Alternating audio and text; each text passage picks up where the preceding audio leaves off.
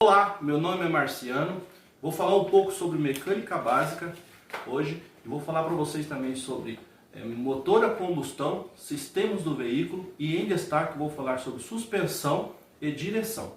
Então, ele é composto por peças fixas e peças móveis, né? As peças fixas do motor a combustão, ela é formada por cabeçote, por bloco de cilindros, por cárter e mancais fixos, né? As partes móveis do motor é formada por pistão, anéis, eixo de comando de válvula, eixo de manivelas. Esse eixo de manivelas aqui, ele é o famoso virabrequim, né? Ele funciona no motor como se fosse um pedal de bicicleta, né? Faz esse movimento nas bielas e nos pistão, né? As bielas, né? E volante do motor, ok? Esse motor a combustão, ele é um motor a combustão interna, é uma máquina termodinâmica, e no qual a mistura ar combustível inflamado é queimada. Esta pressão gerada pela queima forma um trabalho mecânico no motor, através do movimento retilínico do pistão, transformando em movimento rotativo pelos virabrequim e eixo do motor, né? Então, basicamente, o motor é isso daqui, né? Agora vamos dar algumas dicas sobre o motor, né? O funcionamento do motor é muito importante cuidar da lubrificação do motor, pois o óleo, ele funciona como se fosse assim no corpo humano o sangue, né? E a bomba de óleo como se fosse o coração. Então, o cuidado fundamental para o motor é cuidar do óleo dele, né? Tem que estar sempre cuidando no nível do óleo de manhã antes da partida, né? Verificar o óleo recomendado, nunca colocar um óleo com baixa eficiência, né? Um óleo duvidoso, colocar sempre um produto adequado para o motor e recomendado pelo fabricante, né? Vai dar partida de manhã cedo nesse veículo, nesse motor, você sempre dê partida e espere um pouco até que esse óleo circule por todo o motor e faça a sua lubrificação. Pois se você sair com o carro sem esperar essa lubrificação, pode causar danos ao motor mais para frente, né? E por hoje era isso, falar sobre o motor. Agora vamos falar sobre os sistemas do veículo. Os sistemas do veículo, ele é formado por sistema de alimentação, sistema de arrefecimento, sistema de lubrificação, sistema de escapamento, sistema elétrico, sistema de transmissão, sistema de direção, sistema de suspensão, sistema de freios, sistema de rodagem, sistema do veículo. Esses são os sistemas basicamente do veículo, né? Agora em destaque sobre o sistema de suspensão. Os principais componentes da suspensão são molas, amortecedores, manga de eixo, barra estabilizadora e bielas, bandeja e buchas e coxins, né? O que é sistema de suspensão?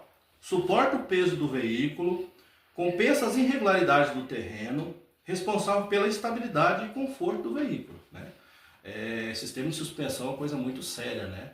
Algumas pessoas não levam muito a sério, andam com o carro com o amortecedor vazando, né? O carro batendo, é complicado, tem que tomar muita atenção com o sistema de suspensão, né? Vamos lá para as peças que compõem o sistema de suspensão. Peça fundamental do sistema de suspensão são os amortecedores.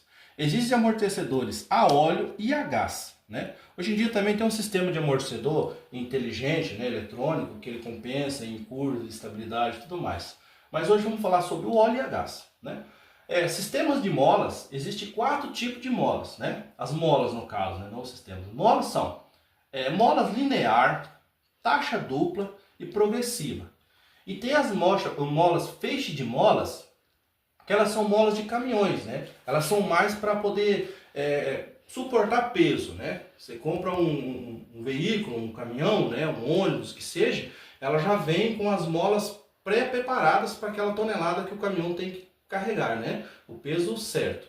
Aí, às vezes, em algumas situações mais severas, com mais peso, em algumas situações que o caminhão vai trabalhar que exige um pouco mais, aí sempre o proprietário opina por colocar 1 ou 2 mais molas, né? Os caminhões que puxam lenha, os caminhões que puxam ração, né? Esse caminhão tem que ter um preparo melhor no sistema de molas, porque é muito severo o trabalho deles, né? Vamos lá.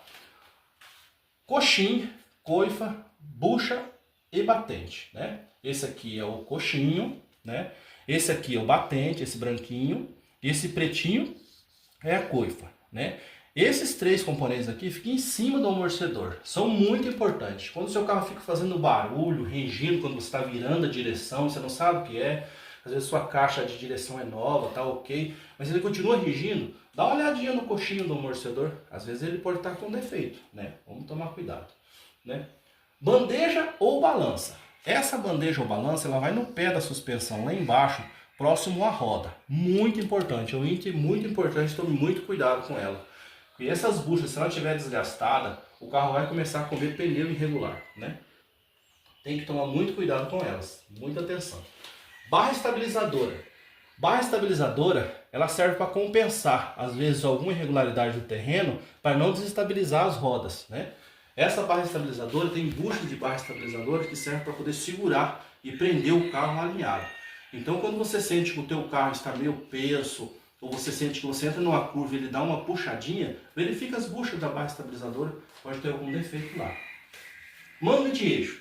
Essa manga de eixo, ela que conecta a homocinética à roda em si, né?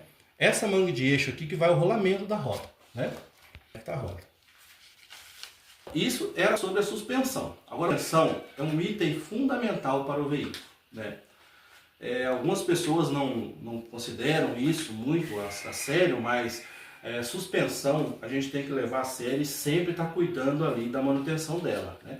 Vamos, amortecedor para 80 mil quilômetros, mas não deixe chegar aos 80 mil quilômetros. Vá lá, dá uma olhadinha, verifica como que está o vazamento, se ele está batendo, né? Se o teu carro, você nota que o teu carro está ficando, você coloca algum peso nele, você nota que ele fica pulando assim, então leva no mecânico especializado, verifica o que está acontecendo com ele, né? Agora vamos falar um pouquinho sobre sistema de direção. Sistema de direção. Sistema de direção, ele é formado por um volante, né? Coluna de direção, pivô de direção, barra de direção e caixa de direção, né?